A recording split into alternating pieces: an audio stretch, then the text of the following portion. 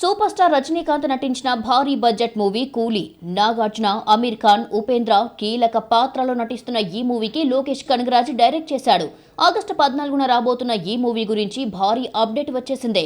మొన్న లోకేష్ మాట్లాడుతూ ఈ మూవీకి ట్రైలర్ ఏమీ ఉండదని డైరెక్ట్ రిలీజ్ చేస్తామన్నాడు. కానీ సడన్ గా ట్రైలర్ డేట్ ను అనౌన్స్ చేశారు. ఆగస్టు 2న కూలీ ట్రైలర్ ను రిలీజ్ చేస్తున్నట్టుగా ప్రకటించారు. కళానిధి మారన్ భారీ బడ్జెట్ తో దీన్ని నిర్మిస్తున్నారు. ఈ సినిమా ట్రైలర్ కోసం ఫ్యాన్స్ ఎంతగానో వెయిట్ చేస్తున్నారు.